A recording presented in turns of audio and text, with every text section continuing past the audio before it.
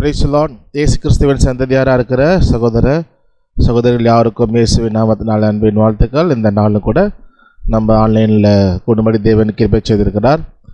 Okay, நம்ம இப்போ ஜெபித்து நம்ம துவங்குவோம். நம்ம இப்போ ஜெபிக்கலாம். எங்களை நேசிக்கிற நல்ல தகப்பனே, இந்த நாளுக்காக நன்றி செலுத்துகிறோம்.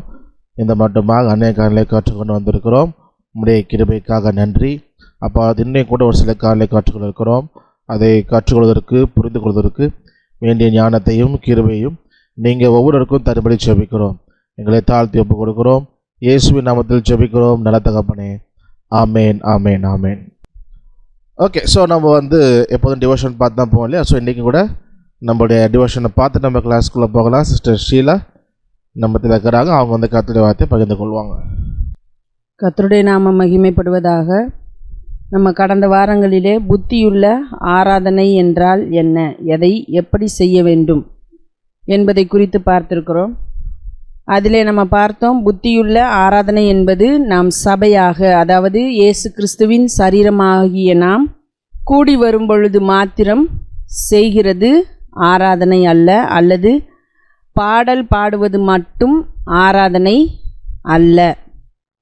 நம்முடைய வாழ்க்கை முழுவதிலும் நம்முடைய சரீரத்தை பரிசுத்தமும் தேவனுக்கு பிரியமுமான ஜீவ பலியாக ஒப்பு கொடுக்க வேண்டும். அதாவது நம்முடைய சுயத்தை வெறுக்க வேண்டும், சிலுவையை எடுக்க வேண்டும், அனுதினமும் அவரை பின்பற்ற வேண்டும்.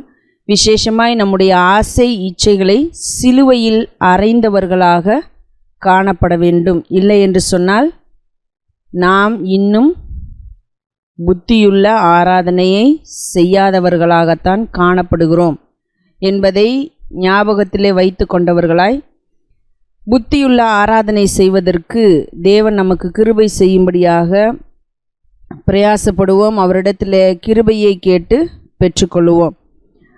அடுத்ததாக நான் ஒரு கேள்வி கேட்டிருந்தேன். என்ன அப்படின்னு சொன்னால், நம்ம எங்கே ஆராதிக்கலாம் அப்படின்னு சொல்லி கேட்ட பொழுது, வீட்டில், சபையில் அப்படின்னு சொல்லி எல்லா பதில்களும் கொடுத்திருந்தீர்கள்.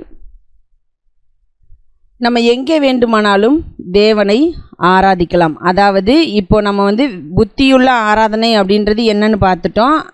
அது ஒரு பக்கம் இருக்கிறது. ஆனால் இன்றைக்கு தேவனுடைய பிள்ளைகளாக காணப்படுகிற நாம், சபையாக கூடி வருகிற நாம், ஒரு சில காரியங்களை வைத்திருக்கிறோம். இது இப்படி தான், இது அப்படி தான் அப்படின்னு சொல்லி ஒரு சில காரியங்களை வைத்திருக்கிறோம். நமக்கு வேத வசனங்கள் தெரிந்தாலுமே கூட அந்த பாரம்பரியம் அல்லது நாம் எதிலே போதிக்கப்பட்டோமோ, எந்த கொள்கையிலே இருக்கிறதான ஒரு ஸ்தாபனத்திலே உள்ள இடத்திற்கு செல்லுகிறோமோ அதை நாம் பின்பற்றுகிறவர்களாக மாறி போயிருக்கிறோம். இது இப்படி தான், எங்கள் சபையில் இப்படி தான் என்று சொல்லுகிறவர்களாகவும் மாறியிருக்கிறோம். அப்போது வேத வசனங்கள் தெரிந்தாலும், அதை போதிக்கிற நேரங்களிலே போதித்தாலும், பிரசங்கிக்கிற நேரங்களிலே பிரசங்கித்தாலும், ஒரு சில விஷயங்கள் நமக்குள்ளே மாறுபடுகிறதை பார்க்க முடிகிறது. என்ன அப்படின்னு சொன்னால், சபையிலே அதாவது அது சபை இல்லை, நாம் தான் கூடி வருகிற நாம் தான் சபை என்று சொல்லி அழைக்கப்படுகிறோம். அடுத்தது இன்னொரு காரியம் சொல்லுகிறதை நம்ம அடிக்கடி கேட்டிருப்போம். அதற்கு அநேக ஆதார வசனங்களையும் பழைய ஏற்பாட்டிலிருந்து எடுத்து பிரசங்கிக்கவும் கேட்டிருப்போம். என்ன அப்படின்னு சொன்னால், ஆலயத்திலே கூடி ஆலயத்திலே தான் அவர் பேரின்ப நதியினால் நிரப்புகிறார். ஆலயத்திலே அவருடைய பிரசன்னம் இருக்கிறது. இந்த இடத்திலே செய்யப்படுகிற ஜெபத்திற்கு அவருடைய கண்கள் கவனிக்கிறவைகளும் செவிகள் திறந்திருக்கிறவைகளுமாக இருக்கிறது. இப்படி அநேக வசனங்களை நம்ம எடுத்து கோடிட்டு காண்பித்து பாருங்கள், இதெல்லாம் சொல்லுகிறது ஆலயத்தை குறித்து தான். அப்போ ஆலயத்திற்கு தான் இந்த வல்லமை இருக்கிறது.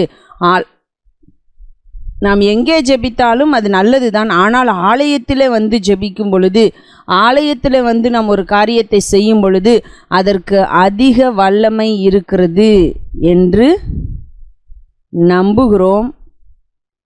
அதை நம்முடைய வாழ்க்கையிலே செய்யவும் செய்கிறோம். அப்படி ஏதாவது இருக்கிறதா அப்படின்னு சொன்னால் கேள்விக்குறி தான். ஏன் என்று சொன்னால், பழைய ஏற்பாட்டிலே இருந்த அநேக விஷயங்களை இயேசு கிறிஸ்து அவருடைய இந்த பூலோக வாழ்க்கையிலே செய்து நிறைவேற்றி முடித்துவிட்டார். அதை நாம் மறுபடியும் செய்ய வேண்டிய அவசியம் இல்லை. ஆனால் ஒரு சில காரியங்கள் இருக்கிறது, அது பழைய ஏற்பாட்டிலும் இந்த நாட்களிலும், அதாவது இயேசு கிறிஸ்துவுக்கு பிற்பாடும் கூட நாம் அதை கடைபிடிக்க வேண்டியவர்களாக காணப்படுகிறோம். இன்றைக்கு நமக்கு பிரகாரம் பரிசுத்த ஸ்தலம், மகா பரிசுத்த ஸ்தலம் என்று சொல்லி எதுவும் இல்லை. நாம் பலி செலுத்துவதும் கிடையாது. நமக்கு ஆசாரியன், பிரதான ஆசாரியன், லேவியர்கள் என்று சொல்லுகிறதான ஒரு கூட்டத்தார் நமக்கு இல்லை. ஆனால் நாம் இன்றைக்கு ஊழியம் செய்கிறவர்களை ஆசாரியர்கள் என்று சொல்லி அழைக்கிறோம். அது சரிதானா என்கிறதை நாம் சோதித்து பார்க்க வேண்டும். ஏனென்று சொன்னால், 1 பேதுருவிலே நம்ம அந்த வசனத்தை வாசிக்கிறோம். நம்ம எல்லாருக்கும் நன்றாக தெரிந்த வசனம்தான். ஆனால் அது உண்மையிலேயே ஊழியக்காரர்களுக்கு மாத்திரம்தான் சொல்லப்பட்டிருக்கிறதா என்று சொல்லி பார்ப்போமானால் இல்லை என்பது நமக்கு தெளிவாக தெரியும். அந்த வசனத்தை கூட நம்ம வாசிக்கலாம். 1 பேதுரு 2ஆம் அதிகாரம் 9ஆம் வசனம். நீங்களோ அப்படின்னா கிறிஸ்துவுக்குள்ளாக இருக்கிற எல்லாரையும் பார்த்து சொல்லுகிறதான ஒரு வார்த்தை தான். உங்களை அந்தகாரத்தினின்று தம்முடைய ஆச்சரியமான ஒளியினிடத்திற்கு வரவழைத்தவருடைய புண்ணியங்களை அறிவிக்கும்படிக்கு தெரிந்து கொள்ளப்பட்ட சந்ததியாயும் ராஜரீகமான ஆசாரிய கூட்டமாயும் பரிசுத்த ஜாதியாயும் அவருக்கு சொந்தமான ஜனமாயும் இருக்கிறீர்கள். இது நமக்கும் பொருந்துமா இல்லையா அப்படின்றத நம்ம தான் சிந்திக்க வேண்டும். கிறிஸ்துவுக்குள்ளாக இருக்கிற ஒவ்வொருவருக்கும் இந்த வசனம் பொருந்துகிறதாக இருக்கிறது. ஒருவேளை நான் இல்லை, இது ஊழியத்தை செய்கிறவர்களுக்கு மாத்திரம்தான் பொருந்தும் என்று சொல்வேன். ஆனால் அப்போ நான் சொந்த ஜனம் இல்லையா, நான் பரிசுத்த ஜாதி இல்லையா? இப்போ ஒரு 2 விஷயத்தை மாத்திரம் அவர்களுக்கு சொல்கிறோம் அப்படின்னு சொன்னால், அப்போ மற்ற விஷயத்தை எப்படி நமக்குன்னு எடுத்துக்கொள்ள முடியும் என்பதை சிந்திக்க வேண்டும். ஏனென்றால் ஒரு 4 விஷயங்கள் இங்கே சொல்லப்படுகிறது. தெரிந்து கொள்ளப்பட்ட சந்ததி, ராஜரீகமான ஆசாரிய கூட்டம், பரிசுத்த ஜாதி, அவருக்கு சொந்தமான ஜனம். அதை தொடர்ந்து வருகிற 10ஆம் வசனம் சொல்லுகிறது, முன்னே நீங்கள் தேவனுடைய ஜனங்களாயிருக்கவில்லை, இப்பொழுதோ அவருடைய ஜனங்களாயிருக்கிறீர்கள். முன்னே நீங்கள் இரக்கம் பெறாதவர்களாயிருந்தீர்கள், இப்பொழுதோ இரக்கம் பெற்றவர்களாயிருக்கிறீர்கள். பிரியமானவர்களே, அந்நியர்களும் பரதேசிகளுமாயிருக்கிற நீங்கள் ஆத்துமாவுக்கு விரோதமாய் போர் செய்கிற மாம்ச இச்சைகளை விட்டு விலகி. அப்போ இது யாரை குறித்து சொல்லுகிறது? கிறிஸ்துவின் சரீரத்திலே ஒவ்வொரு அவயவமாய் காணப்படுகிற நம்மை பார்த்து தான் இந்த வார்த்தைகள் சொல்லப்படுகிறது.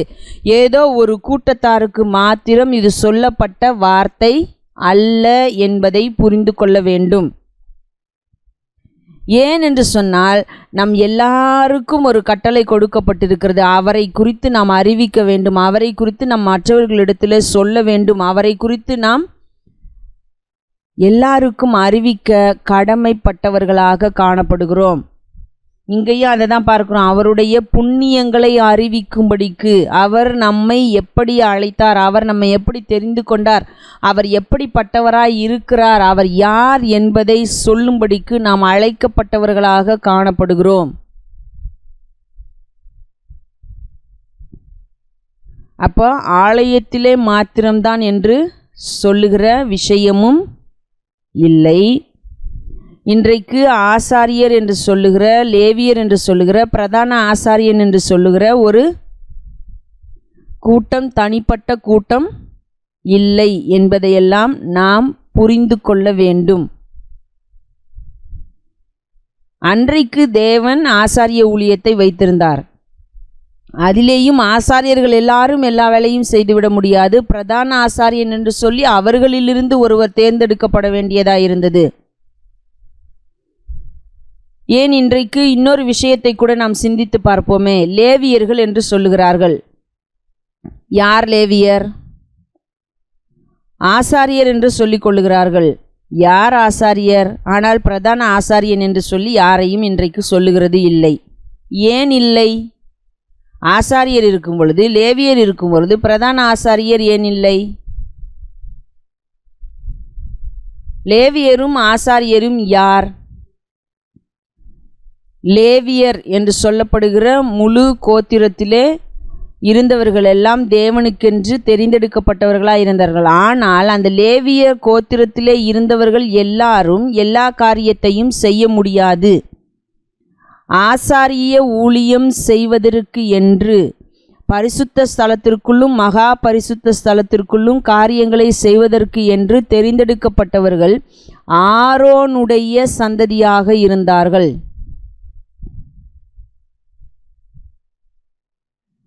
அப்போது ஒவ்வொன்றிலும் ஒவ்வொரு விஷயங்கள் இருக்கிறது. அதை நாம் தெளிவாக வாசிக்க வேண்டும், புரிந்து கொள்ள வேண்டும். அதே நேரத்திலே ஆலயத்திலே அன்றைக்கு இருந்த விஷயங்கள் இன்றைக்கு இருக்கிறதா? அப்போது அதை மாற்றி இருக்கிறார் என்று சொல்லும் பொழுது இன்றைக்கு ஆலயம் எங்கே?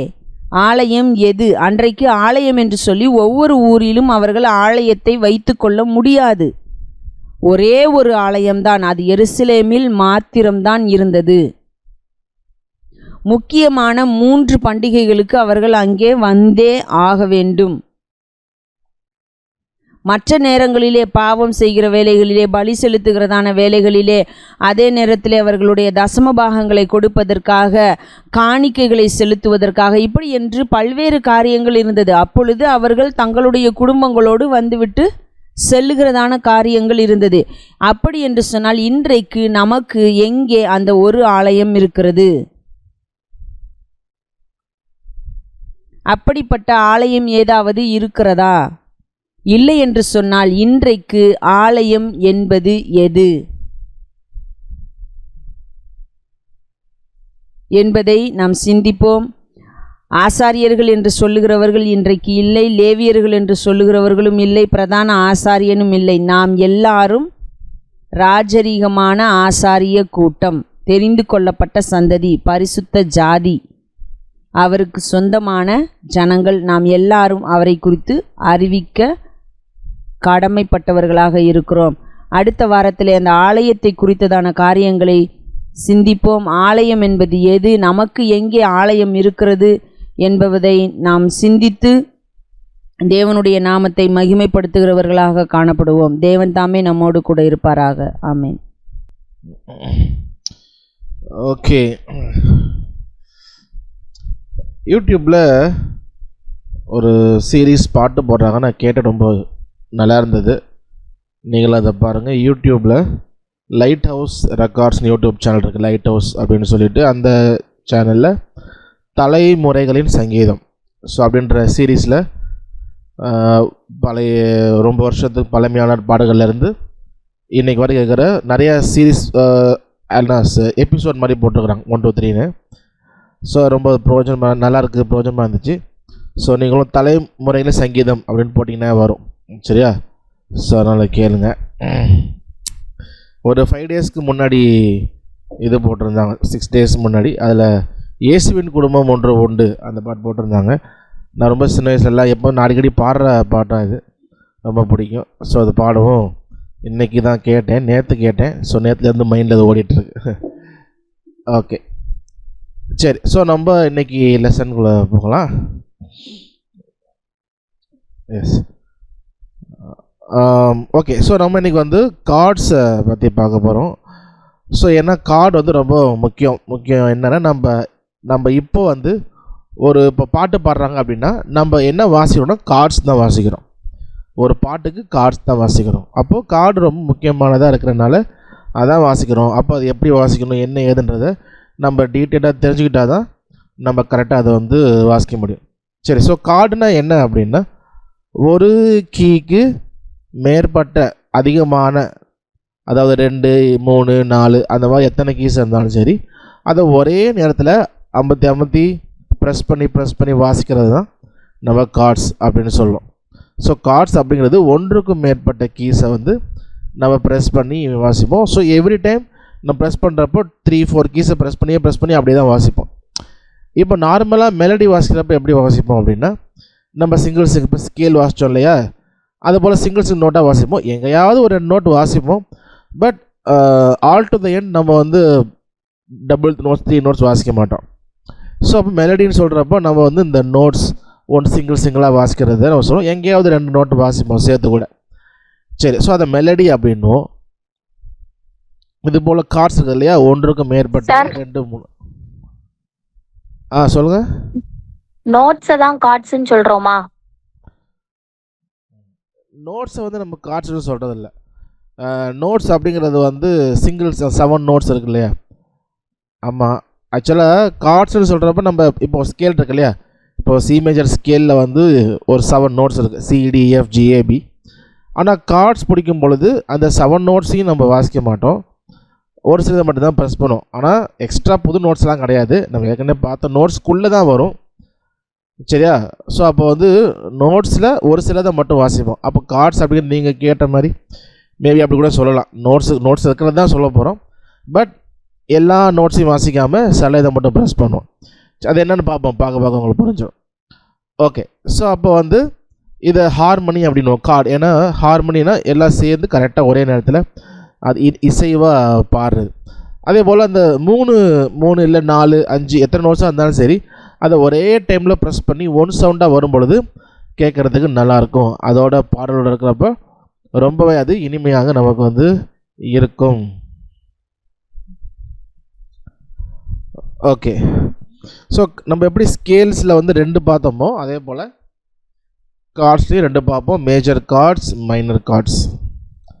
ஸோ மேஜர் கார்ட் ஃபார்முலா நம்ம ஸ்கேல்ஸுக்கு ஒரு ஃபார்முலா பார்த்தோம் இல்லையா, WWH அதை யூஸ் பண்ணி பார்த்தோம்.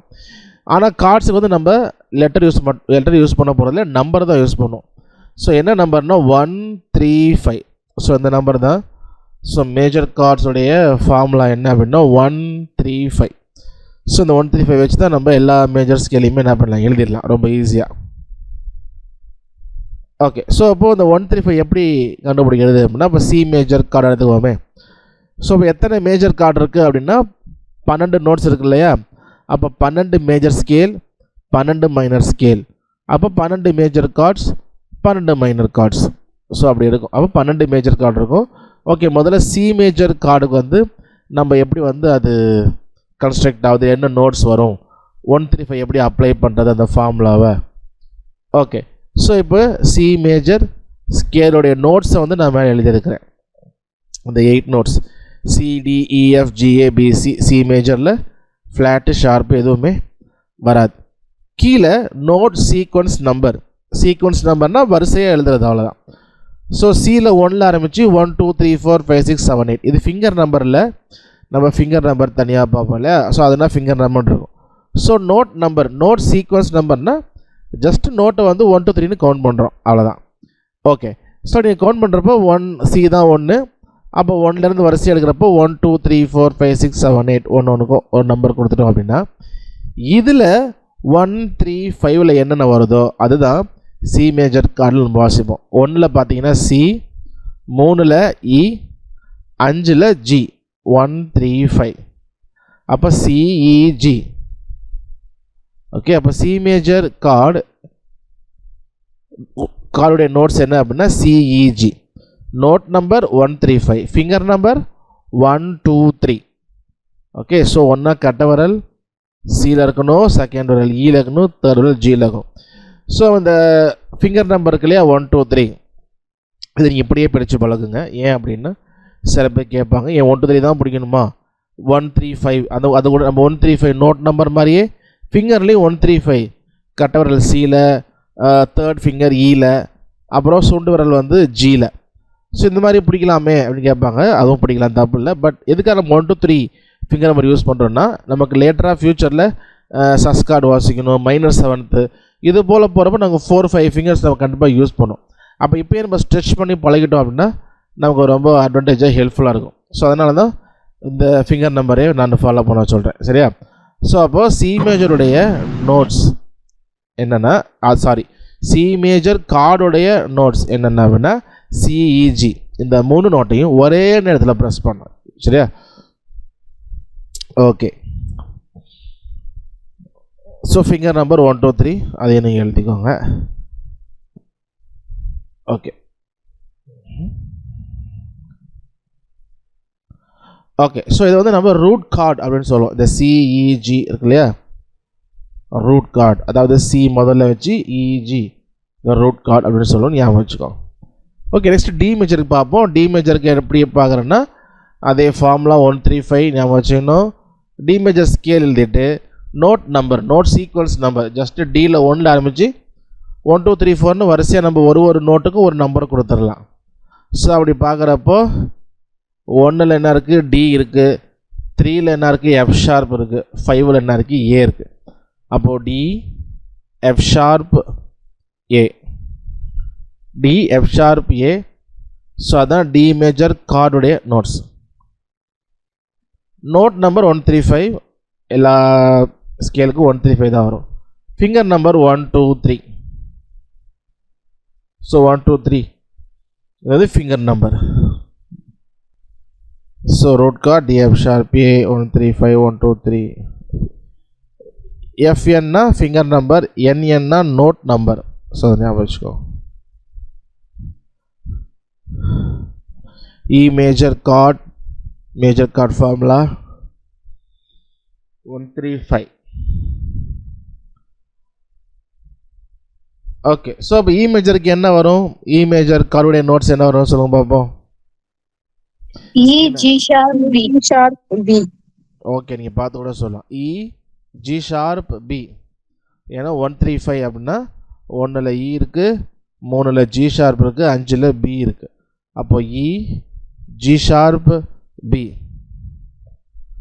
ஸோ நம்ம இந்த மாதிரி ஸ்கேல்ஸில் பார்த்து எழுதிட்டோன்னா நமக்கு யூஸ்ஃபுல் ஆகும். அதாவது இப்போ நான் ஸ்கேல் தனியாக போகிறப்போ நீங்கள் இப்போ கார்டு எழுதுகிறப்போ ஒரு வாட்டியும் ஸ்கேல் எழுத வேண்டாம். ஏற்கனவே ஸ்கேல் எழுதியிருக்கோம் இல்லையா, அதை பார்த்து கூட நீங்கள் எழுதிக்கலாம். அதை பார்த்து 135 பார்த்துட்டு இங்கே நம்ம எழுதுகிறப்போ கடைசியில் இருக்குது பார்த்தீங்களா, E major E G sharp B note number finger number, இது போல் அதை மட்டும் நீங்கள் எழுதிக்கலாம். இந்த போல் எழுத வேண்டாம். இது வந்து கொஞ்சம் எக்ஸ்பிளைன் பண்ணுறதுக்காக நான் தனித்தனியாக போட்டிருக்கிறேன். ஏற்கனவே ஸ்கேல்ஸ் எழுதியிருக்கனால ஜஸ்ட் அங்கே போய் கவுண்ட் பண்ணிவிட்டு இப்போ கார்டுடைய நோட்டை மட்டும் எழுதிடலாம். அதோட 3 நோட்ஸை மட்டும் இஜி ஷார்ப் பி அதை மட்டும் கூட எழுதலாம். Okay, E G sharp B root chord. F major chord formula 135. F மேஜருக்கு என்ன வரும் சொல்லுங்க பார்ப்போம். SAC. ஓகே, சூசனா எஃப்எஸ்சி சொல்லியிருக்கிறாங்க. வேறு யாராவது பார்த்து சொல்லுங்க பார்ப்போம். எஃப் மேஜருக்கு கார்டுக்கு என்னென்ன நோட்ஸ் வருது?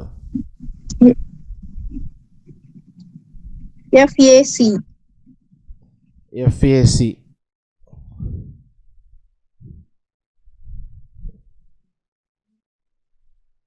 மற்றவங்க பார்க்குறீங்களா யாராவது?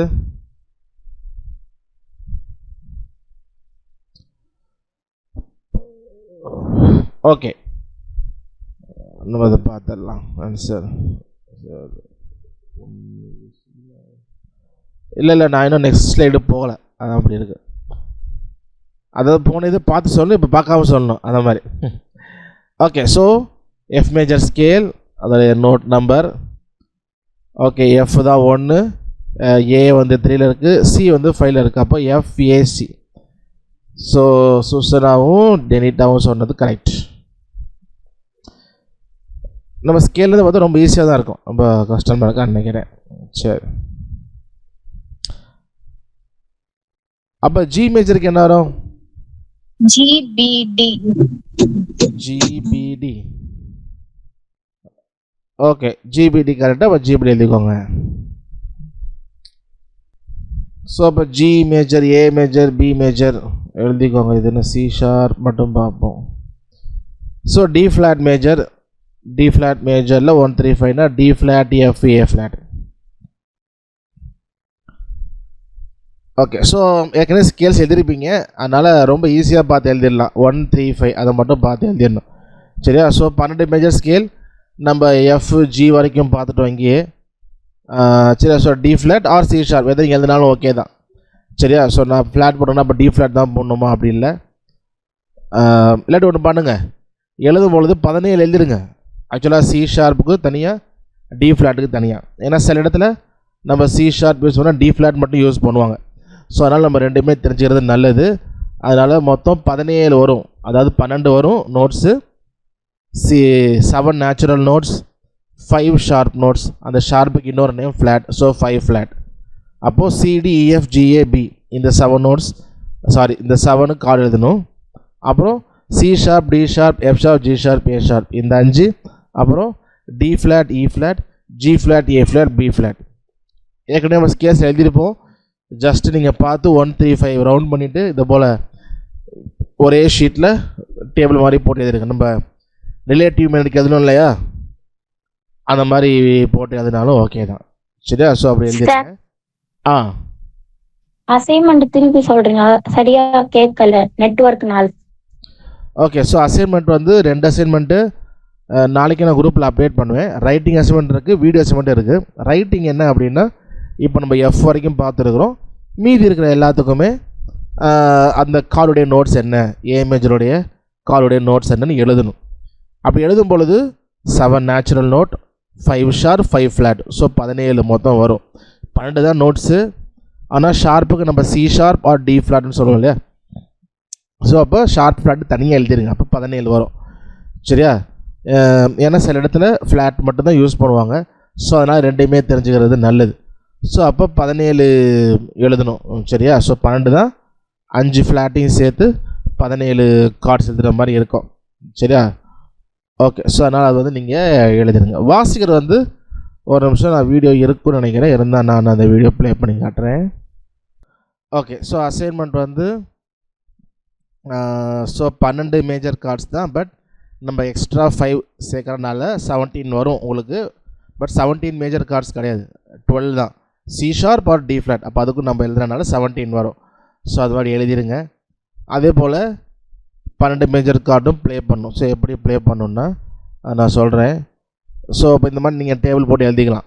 இந்த மாதிரி டேபிள் போட்டு கார்ட்ஸ், மேஜர் கார்ட் ஃபார்மேஷன் இல்லை கன்ஸ்ட்ரக்ஷன் இதை போட்டுட்டு C மேஜர், CG இது போல் டேபிள் மாதிரி போட்டு எழுதிக்கலாம்.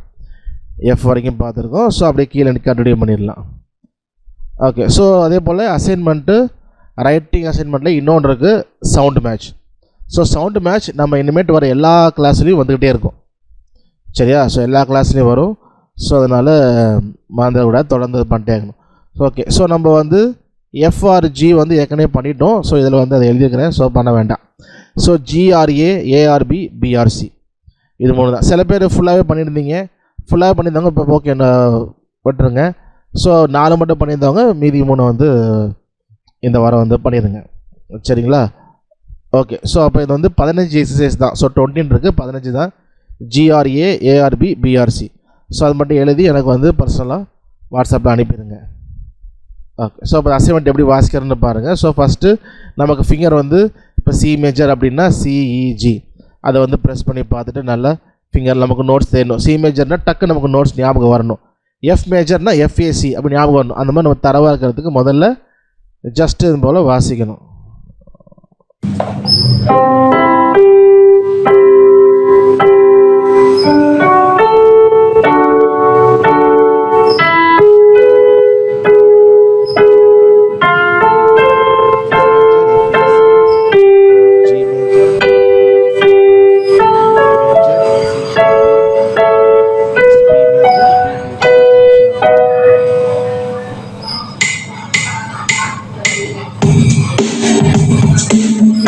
ஸோ நம்ம என்ன பண்ணால் வாசி முடிச்சுட்டு, அதாவது நோட்ஸ்லாம் கொஞ்சம் தெளிவாகிறது போல் தரோவாயிட்டு, நெக்ஸ்ட் என்ன பண்ணால் கீபோர்டில் மெட்ரோனம் இருக்கும், இல்லாட்டி ஏதாவது ட்ரம்ஸ் நமக்கு பீட் பேலட் அப்படின்னு இருக்கும். அதை நீங்கள் போட்டுட்டு ஒரு டெம்போ வந்து 100 இல்லை 100 ஸ்பீடாக இருந்தால் 90 90 கூட வச்சுக்கலாம். ஸோ வச்சுட்டு என்ன பண்ணணுன்னா அந்த ஒரு கார்டும் மாற்றிக்கிட்டே போகணும். ஸோ எப்படி மாற்றணும் அப்படின்னா, இப்போ 4/4 டைமில் தான் இருக்கும் பேசிக்காக. அப்போது 1 2 3 4 இதை வந்து ஒரு மெஷர்னு சொல்லுவாங்க. அதாவது 1 2 3 4 ஒரு மெஷர், அடுத்த 1 போகிறப்ப அடுத்த மெஷர், அடுத்த 1 போகும்பொழுது 2வது மெஷர், 3வது மெஷர், இது போல் மெஷர் கவுண்ட் பண்ணுவாங்க. சரியா? ஸோ அந்த மாதிரி எவ்ரி 1 வரப்பையும் கார்டு சேஞ்ச் பண்ணணும். 1 வரப்போ C மேஜர் கொடுக்கணும், 1 2 3 4, அடுத்த 1 வரப்போ கார்டு மாறிக்கணும். இப்போ இதில் வந்து 2 டைம் வாட்ச் பண்ணிக்கிறேன், அதை மட்டும் நம்ம பார்த்துக்கலாம்.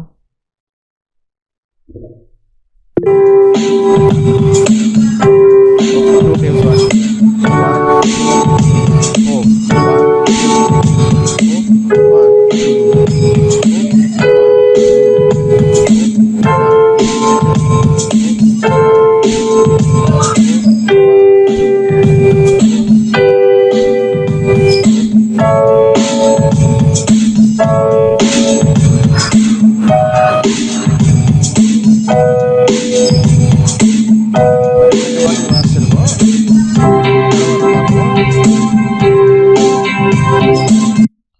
ஓகே, ஸோ ரைட் ஹேண்ட் மட்டும் ரிதம் போட்டு முடிச்சிடணும். முடிச்சுட்டு கொஞ்சம் தடவானதுக்கு அப்புறம் இப்போது லெஃப்ட் ஹேண்டும் ரைட் ஹேண்டும் போத் ஹேண்ட் வாசிக்கணும். இப்போ கீபோர்டில் ரிதம் நீங்கள் போடுறப்ப அக்கம்பனிமெண்ட் ஏசிஎம்பி அப்படின்னு ஷார்ட்டில் ஒரு பட்டன் இருக்கும். அதை ஆன் பண்ணிவிட்டு நீங்கள் லெஃப்டில் ரிதம் ப்ளே ஆகிறப்ப கீ ப்ரெஸ் பண்ணிங்கன்னா அது ஃபுல் ஒரு பேண்டு வந்து வாசிக்கிற மாதிரி இருக்கும். ட்ரம்ஸ் இருக்கும், base guitar, card, acoustic guitar எல்லாம் வந்து மிக்ஸ்டாகி வரும். சரியா? ஸோ இப்போ என்ன பண்ணணும்னா இங்கே ரைட் ஹேண்டில் சிஜி கொடுக்குறப்போ லெஃப்ட் ஹேண்டில் சி மட்டும் கொடுத்தாலே மேஜர் கார்டு வந்துடும். ஸோ அதே போல் டி மேஜர் போகிறப்ப லெஃப்டில் டி, இ மேஜர் போகிறப்ப லெஃப்டில் இ. ஸோ அதை போல் சைமல்டேனியஸாக ரெண்டையும் மாற்றிக்கிட்டே வரணும்.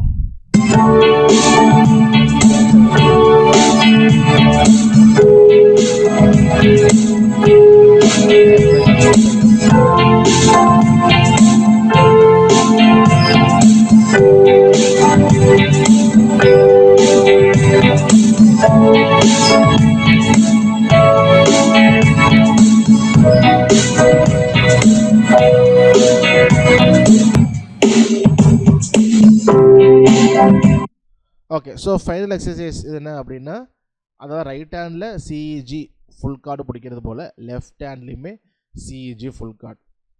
சரியா? ஸோ ஏன் நம்ம லெஃப்ட் ஹேண்டில் பிடிக்கிறோம்? ஃபார் எக்ஸாம்பிள் இப்போது சி மேஜருக்கு சிஏ மட்டும் எடுத்தாலே சி மேஜர் கார்டு வந்துடும். ஸோ அப்புறம் ஏன் 3 யூஸ் பண்ணுறோம் அப்படின்னா, நான் என்ன சொன்னது போல் நம்ம மேஜர் மைனர் மட்டும் பிடிக்கிறோம், அதுவே எனக்கு போதும் அப்படின்னா நம்ம வந்து 2 ஃபிங்கர்லேயே வாசிச்சிடலாம். ஏன்னா மேஜருக்கெல்லாம் ஒரு ஃபிங்கர் வச்சு வாசிச்சிடலாம், மைனருக்கு 2 ஃபிங்கர் வச்சு நம்ம லெஃப்ட் ஹேண்டில் வாசிச்சு முடிச்சிடலாம். பட் நம்ம இன்னும் கொஞ்சம் மைனர் 7th சஸ் கார்டு ப்ரொஃபஷனலாக கார்டு மாற்றணும், சேஞ்ச் பண்ணோன்னா நம்ம 3, 4 ஃபிங்கர், 5 ஃபிங்கர் சில கார்டெலாம் யூஸ் பண்ணுற மாதிரி இருக்கும் லெஃப்ட் ஹேண்டில். ஸோ அப்படி ப்ரொஃபஷனலாக விரும்பணும் வாசிக்கன்றவங்க இந்த லாஸ்ட் எக்ஸசைஸ் சேர்த்து பண்ணுங்கள். சரியா? ஓகேவா? ஸோ நான் அசைன்மெண்ட் எனக்கு அனுப்புகிறப்போ இந்த கடைசி வெல்ல அந்த 3 வரைக்கும் போதும். அதாவது ஃபஸ்ட்டு சும்மா வாசிக்கணும், அப்புறம் ரிதம் போட்டு ரைட் ஹேண்ட் மட்டும்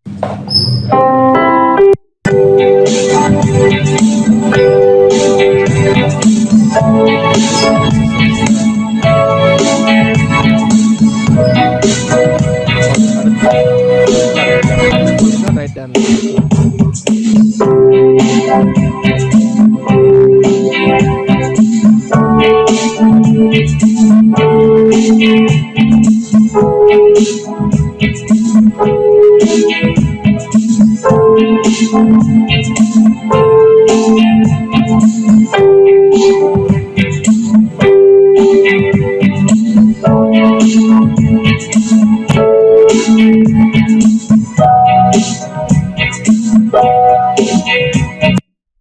ஓகே, ஸோ அப்போது இது போல் எக்ஸசைஸ் வந்து வாசிக்கணும். முதல்ல ஜஸ்ட்டு ஃபிங்கர்லாம் செட் ஆகணும், நோட் பண்ணணும், அந்த போல் வாசிக்கணும். ரெண்டாவது ரைட் ஹேண்ட் மட்டும் ரிதம் போட்டு ட்ரம்ஸ் போட்டு டெம்போ 90 அந்த மாதிரி வச்சு ரைட் ஹேண்ட் மட்டும் வாசிக்கணும். மூணாவது ட்ரம்ஸ் போட்டு அக்கம்பனிமெண்ட் ஆன் பண்ணிவிட்டு லெஃப்ட் ஹேண்டில் சிங்கிள் ஃபிங்கர், இப்போ சி மேஜர்னா சி மட்டும் எழுதுனா சி வந்துடும் லெஃப்ட் ஹேண்டில். ரைட் ஹேண்டில் ஃபுல் கார்டு தான், அதே ஃபுல் கார்டு தான் நம்ம வாசிக்க போகிறோம். நாலாவது லெஃப்ட் ஹேண்ட்லேயும் ஃபுல் கார்டு, ரைட் ஹேண்ட்லேயும் ஃபுல் கார்டு. சரியா? இது போல் வந்து வாசிக்கணும். சரியா? ஸோ எல்லா மேஜரும் ஷார்ப்பும் கூட நீங்கள் ஆட் பண்ணிக்கணும். சரியா? ஸோ எனக்கு எஸ்டிமேட் அனுப்புகிறப்போ எக்ஸசைஸ் 1, 2, 3 வரைக்கும் அனுப்புனா போதும், அதாவது சிங்கிள் ஃபிங்கர் வரைக்கும். பட் ஃபியூச்சர் கார்டு நீங்கள் போகணும் அப்படின்றவங்க நாளையுமே என்ன பண்ணிடுங்க, அனுப்பிடுங்க. ஓகே, ஸோ ஒரு வாரத்துக்குள்ளே டைம் இருக்கும், நீங்கள் வாசிச்சு என்ன பண்ணுங்கள், அனுப்புங்க. ஸோ ரைட்டிங் அசைன்மெண்ட் 2 என்ன அப்படின்னா, இந்த எல்லா கார்டையும் எழுதி, கார்ட்ஸுக்கு ரொம்ப நேரம் ஆகாது உங்களுக்கு. சரியா? ஸோ அதனால் எழுதி ஃபோட்டோ அனுப்பிடுங்க. சவுண்டு மேட்ச் 15 எக்ஸசைஸ் இருக்கும். அப்புறம் இந்த வீடியோ எக்ஸசைஸ் நம்ம எல்லா ஸ்கேலையும் எல்லா கார்ட்ஸையும் டெம்போ ரிதமோடையும் ரிதம் இல்லாமையும் வாசித்து வீடியோ அசைன்மெண்ட்டை குரூப்பில் அனுப்பிடுங்க. ரைட்டிங் அசைன்மெண்ட்டை பர்சனல் அனுப்புங்க. நான் வந்து அசைன்மெண்ட் வந்து அப்டேட் பண்ணுறேன் இன்றைக்கி இல்லை நாளைக்கு கூட உங்களுக்கு நான் அந்த ஒரு இதை ரெடி பண்ணி நான் அப்டேட் பண்ணுறேன் குரூப்பில். வீடியோவையும் நான் வந்து ஷேர் பண்ணுறேன். சரியா? Okay then. ஸோ கொஸ்டின்ஸ் இல்லை அப்படின்னா நம்ம ப்ரேயர் பண்ணி நம்ம கன்க்ளூட் பண்ணலாம். ஸோ அசைன்மெண்ட் பெண்டிங் இருக்கணும், சீக்கிரம் பண்ணி அனுப்புங்க. ஓகே. ஸோ அப்புறம் சொன்னது போல் நான் கிளாஸ் எக்ஸ்டெண்ட் பண்ணுறது சொன்னது போல் எக்ஸ்டெண்ட் பண்ணலான்னு முடிவு பண்ணியிருக்கேன். ஸோ யாருமே நோன்னு சொல்லலை, நிறைய பேர் ஓகே சொல்லியிருக்கிறீங்க. ஸோ நம்ம கண்டினியூ பண்ண போகிறோம். ஸோ எதுக்காக அப்படின்னா நான் சொன்னது போல் சாங்ஸ் கொஞ்சம் எக்ஸ்ட்ரா பார்க்க போகிறோம். ஏன்னா 5.5 months முடிச்சிடலாம் கோர்ஸை, பட் சாங்ஸ் கொஞ்சம் நிறையா பார்க்காதனால கொஞ்சம் அந்த இம்ப்ரூவ்மெண்ட் லேட்டாக வர மாதிரி இருந்தனால அதோடு தான் நல்லாயிருக்கும் அப்படின்றது நானும் ஃபீல் பண்ணேன், அட்டன் பண்ணவங்களே ஃபீல் பண்ணாங்க இதுக்கு முன்னாடி இந்த 3 பேட்ச்லேயும். ஸோ அப்போது யோசிச்சிட்டே இருந்தேன் எப்படி அப்போது கிளாஸ் ரொம்ப இழுத்தா எப்படி இருக்குன்னு யோசிச்சிட்டே இருந்தேன். பட் எனிவே அது இருந்தால் தான் கொஞ்சம் ஒரு ப்ராப்பராக கற்றுக்க முடியும், அவங்களுக்கு பிரோஜனமாக இருக்குன்றதுனால அப்படி வந்து முடிவு பண்ணிட்டோம். சரி. ஸோ இப்போ நம்ம கொஞ்சம் மேபி 2-3 கிளாஸில் சொல்லிடுறேன், எத்தனை கிளாஸ் எக்ஸ்டெண்ட் பண்ண போகிறோம் அப்படின்றத சொல்லிடுறேன், நம்ம அப்படின்றத பார்த்துக்கலாம். சரி, ஓகே. நம்ம ஜெபம் பண்ணி நம்ம நிறைவு செய்வோம், நம்ம ஜெபிக்கலாம். எங்களை நேசிக்கிற நல்ல தகப்பனே, இந்த நாளுக்காக நன்றி செலுத்துகிறோம். இந்த நாளில் கூட இந்த முக்கியமான கார்ட்ஸை கற்றுக்கொண்டோம், அதுக்காக நன்றி செலுத்துகிறோம். அப்பா, நாங்கள் இதை வாசித்து தேர்ந்தவர்களாக இருக்க புரிந்து கொள்ள கிருபை செய்யுங்க. நாங்கள் எல்லாவற்றையும் கற்றுக்கொண்டு உம்முடைய நாமத்தின் மகிமைக்காக பயன்படுத்த கிருபை செய்யுங்க. எங்களை தாழ்த்தி ஒப்புக் கொடுக்கிறோம், இயேசுவின் நாமத்தில் ஜெபிக்கிறோம் நல்ல தகப்பனே. ஆமேன், ஆமேன். என் ஆத்மாவே கர்த்தரை ஸ்தோத்திரி, என் முழுமையோட பரிசுத்த நாமத்தை ஸ்தோத்திரி. என் ஆத்மாவே கர்த்தரை ஸ்தோத்திரி, அவர் செய்த சகல உபகாரங்களையும் மறவாதே. ஆமேன், ஆமேன், ஆமேன்.